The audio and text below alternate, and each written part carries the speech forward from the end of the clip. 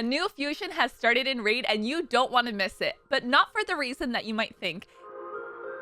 Hey you guys, it's Cece. Welcome back to my channel. For today, we are going to break down some of these events for this legendary and let you guys know why you might actually want to do some of them. So they have given us the fusion event calendar here, and this is a hybrid fusion, which essentially means you get fragments, put those into fusing the epics, and then use the epics to actually get the legendary. I did make an entire video actually talking about this legendary. We analyzed his skills, looked at him, and do be sure to actually check out that video so you see what I'm talking about. But to kind of sum it up for you, for myself, I did mention in the video, am I going to go for this champion? Am I going to pass? And my answer to you guys is I personally am going to pass up on this legendary champion. I do still think he is somebody who'd be helpful in Hydra and can help me there, but because that's only the main place that I really see myself using him, and I am nowhere near trying to make an amazing team for Hydra, I have a lot of champions I need to build along the way. So yes, he is going to be a pass for me. I also don't feel like I currently really have the resources I want to pump this. We don't know what's coming next. We just came off Fabian Fusion. Now, that is not to say I'm not planning on doing anything in here, because now that we have the fusion event calendar, we do get a breakdown of what we actually need to do to get him. So starting off, it's going to be starting from Monday, April the 7th, and this is going to go all the way up until Tuesday the 22nd. Well, technically Monday the 21st. So essentially you'll have more or less up until that time to get him. And in here, you're going to have the tournaments, but also events. So we're starting strong. We have a spider tournament. That's going to be followed by a fire night tournament, classic arena takedown, champion training, dragon tournament, ice golem tournament, and classic arena takedown again. In the events tab, this is where we have champion training. We're going to have dungeon divers, gear enhancement, summon rush. That is where I have like no shards. So that's one of the other reasons I'm not going for it. But we do also have dungeon divers event 2, gear enhancement 2, and then gear enhancement 3. And we also have the Heroes Path. Heroes Path is something else that, again, I don't think I would have enough resources to actually be able to go for. All of this is factoring into why I am planning on skipping for this champion. However, as I said at the beginning of my video, we don't totally want to skip it, and that is because the epics that we need to actually fuse him is a void epic, and we need to go ahead and actually take a look at the skills, and you guys are going to see why I think it is worth it to at least get one of them. So this epic that we're getting is going to be a skinwalker, and one of the reasons I think it is a good idea to get him is, of course, to be able to use him for faction wars. So whether you are still doing your faction wars in your normal mode or when faction wars hard mode comes along, we don't know all the details of how that one is going to work yet, but let's say if it is more or less kind of similar, it is always a good idea to have some good champs in your roster to be able to do things like this, especially this champion, because it's not one that is only going to be useful for faction wars, but his kit in general does look really good. But I do want to mention, one of the reasons I'm going to go for him is, of course, for faction wars.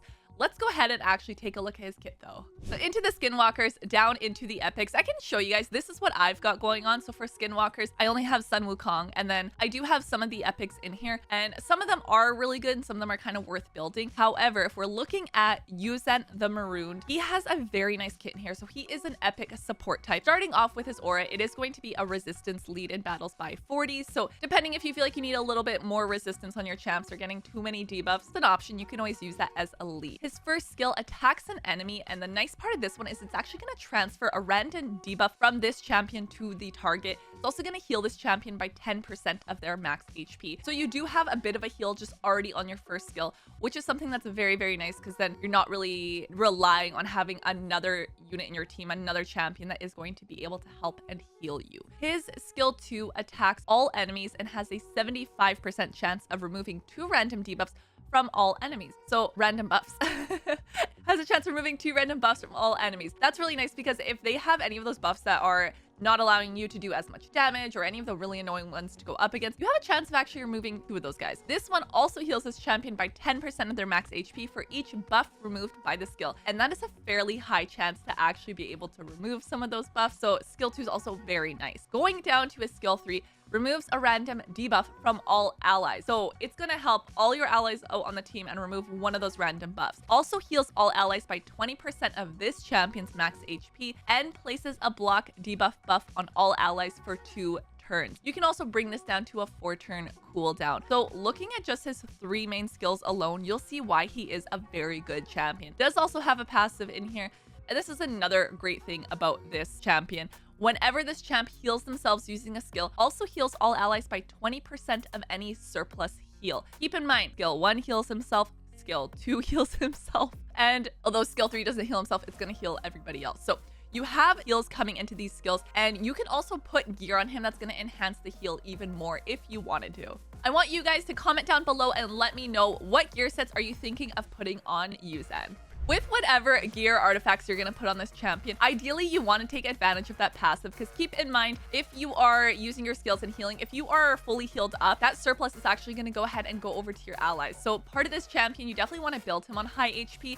But if you can take advantage of his passive, it's even better. So that can be something like a regeneration set. So that way you are healing every turn. Keep your HP topped up a little more. Maybe you want to go relentless so that you are getting extra turns, and that's going to allow you to skills more often as an option. Or maybe we're going to go down into curing, so you're getting some of that bonus heal.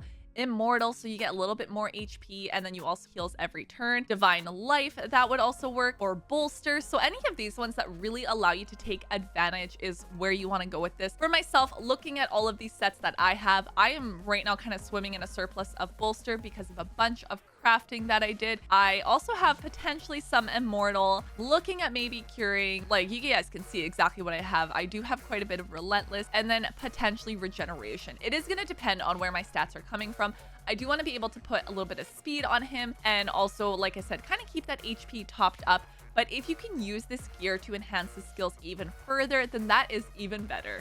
So this is a champion that if you want to, you can use within your dungeons, as well as faction wars, as I already talked about. But you can also bring him down into Cursed City or Doom Tower, because for Cursed City, when you are looking at some of these champions that you have to fight, there's different conditions that you're going to have to meet, and that is where it does come in handy to actually have champions that you're going to be able to use that meet this condition, that again you can kind of build for multiple purposes. You're not just building a champion just for Cursed City, but he can kind of do multiple things at once. Apart from Cursed City, faction wars is Doom Tower. Doom Tower is another great place because of the secret rooms. Secret rooms is where you really are going to need some of these champions built. They have different things that you're going to have, like you're required to actually follow to be able to even get into the room and attempt it. So again, he is one of those champions that you are going to be able to build.